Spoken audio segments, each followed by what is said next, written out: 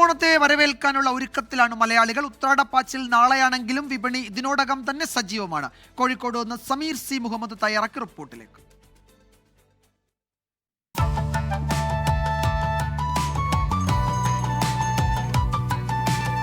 കള്ളവുമില്ല, ചതിയുമില്ല, വഞ്ചനയില്ല. വമ്പിച്ച വിലകുറവിലിട്ടോ ഓണം പ്രമാണിച്ച് ഡിസ്കൗണ്ട് മേള കോഴിക്കോടിന്റെ നഗരവീതിയിലൂടെ.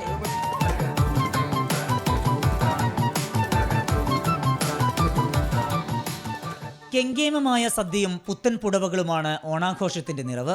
അതിനുള്ള ഒരുക്കങ്ങളാണ് എങ്ങും. ഉത്രാടത്തിനു മുമ്പേ ഉത്രാടപ്പാച്ചിലാണ് മലയാളികൾ.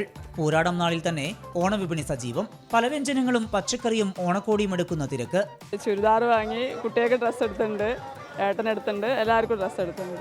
ഇനി പൂക്കൾ വാങ്ങാണ്ട് ഷോപ്പിംഗ് തുടർന്നുകൊണ്ടിരിക്കും. പച്ചക്കറി ഇന്നലെ വന്ന് വാങ്ങിച്ചു, ഭയങ്കര തിരക്കാകുന്ന കാരണം ഇന്നലെ വന്ന് വാങ്ങിച്ചു. ഡ്രസ്സ് എടുക്കാൻ ഇന്ന് വന്ന്. പൊതുവേ വില കൂടുതലാണല്ലോ, വില കൂടുതലാണ് സാധനം. എന്നാലും ഓണായിട്ട് അങ്ങനെ വല്ലാണ്ട് പിടിച്ചു പറയാനൊന്നും ഇല്ല എന്നാണ് എനിക്ക് തോന്നുന്നത്. സംസ്ഥാനത്തെ പ്രധാന കേന്ദ്രങ്ങളിൽ എന്ന പോലെ കോഴിക്കോട് മിഠായി തെരുവിലും വൻ തിരക്കാണ് അനുഭവപ്പെടുന്നത്. പറയുമ്പോൾ രണ്ടാമത്തെ ദിവസം മുമ്പ് 2 ദിവസം മുമ്പേ ആണല്ലോ, എന്നിട്ട് പോലും ഉണ്ട്, സജീവമാണല്ലോ. കാലാവസ്ഥയും നല്ല മോശമല്ലാത്ത കാലാവസ്ഥയാണല്ലോ. എല്ലാവരും നന്നായി ആഘോഷിക്കുന്നുണ്ട്. കോഴിക്കോട് സൂപ്പറാണ്. സാധനം നമ്മൾ ഡ്രസ്സ് എല്ലാം വാങ്ങിച്ചു, ഷർട്ട് വാങ്ങി, ആൾക്ക് രണ്ട് ഷർട്ട് എല്ലാവരും വാങ്ങിയിട്ടുണ്ട്.